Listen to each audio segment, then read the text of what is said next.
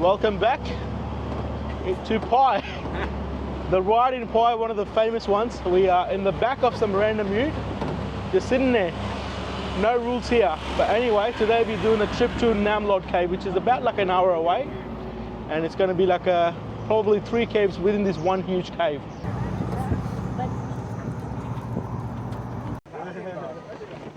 Right. All right, after surviving for like almost half an hour on this back of the ute, we are stopping at this viewpoint just for 20 minutes. And I think I'm more excited to get out of the back of the ute than the view, because we were getting thrown out of it, like left, right, and center, just holding on to anything, and it was difficult. And the roads are really windy. And at some point he was pushing it because obviously you want to keep the momentum going, and all the way in the back you feel it's like, and it smashed into the back of the trunk. Not the best, but it's all right.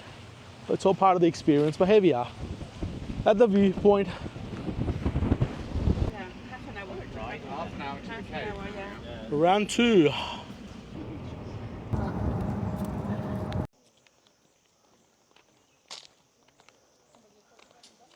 All right, so after surviving an hour hell of a ride in the back of the ute, we finally arrived at this cave. So we paid for the trip from the town to get here 300 baht per person. But as soon as you got here, the deal here is they take one bamboo raft which can carry 3 to 4 people, and it actually costs 600 baht. So one person, or go between 4 or 3, so you just separate the cost. So if you come here by yourself, then you have to find people to share the cost, unless you're happy to just fork out the whole 600 possible. But if you are someone who needs someone to come with you to share the cost, then I reckon book in the trip from the town. So we have arrived to the entrance of this cave. Okay, that's impressive. So the tour guide carry these gasoline lanterns.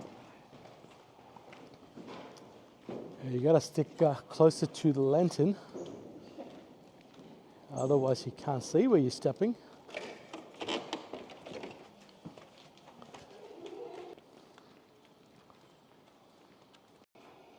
Alright, that looks like a teeth.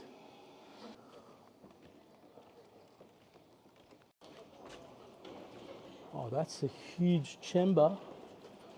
That's massive.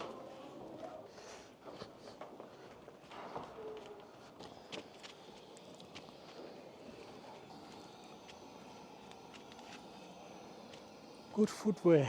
Don't wear Crocs, guys. I thought we'd be going into the water or something. I was wrong. Well, I look like we come across some sort of art. That actually does look like crocodile.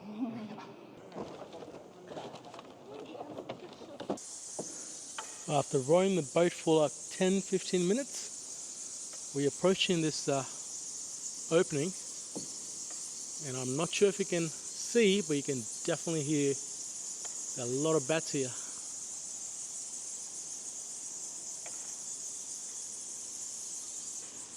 I mean, the other cave was okay, but you can't appreciate much if you can't see much. They look like little sharks with a little fin on the top.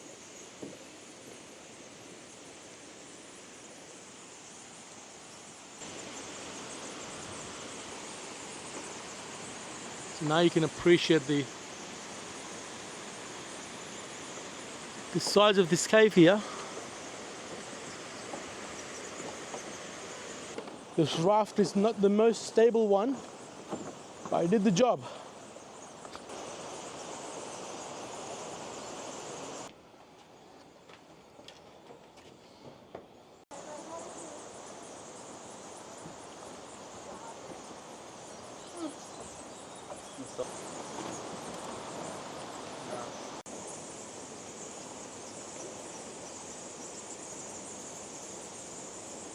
So that was it, guys, the cave tour.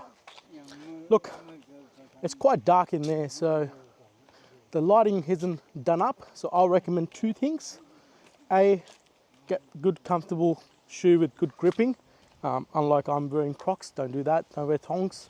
It can get slippery in there, especially when you go up then stairs. And then get yourself a little torch, if a headlamp or something like that. Another thing I've noticed is the tour guides here, look, they rush you in because they get paid per tour. So these one, the one with the lantern. So they are just, you know, focusing on getting you to from A to Z. That's it. They are not, in that way, you feel like you're kind of being rushed in. There's no photos opportunities or videos opportunities. And I do get their point because they gotta get paid by the batch. So if they are just wasting time around, they're gonna be missing out on that extra batch that they can take. But from the tourist point of view, well, you're spending money, you know. So you want to have some memories and photos taken. So I've been thinking, I'm like, what could be a solution?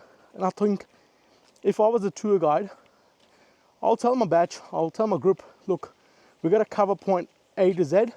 Let's say, for example, I have to show you 10 things. Stick with the plan, and then I know the spots which are going to be worth getting the photos done. And when those spots come, everyone just, you know, spend a couple of minutes, get the photos taken. And that way no one's wasting tour guides' time by just, you know, hanging around every 5 minutes trying to get photos done. It's dark, it's not worth it. So it's a win-win situation for both. But, you know, tour guides here, they just get you in and out and done and dusted. But it's all right.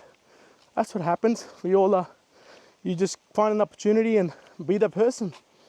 If you need to get the photo taken, you just tell them. I think that's what it is. You're spending money. From a tourist point of view, I do understand that. But just don't be the person who's just, you know, always taking photos at every single step. Because that could be annoying.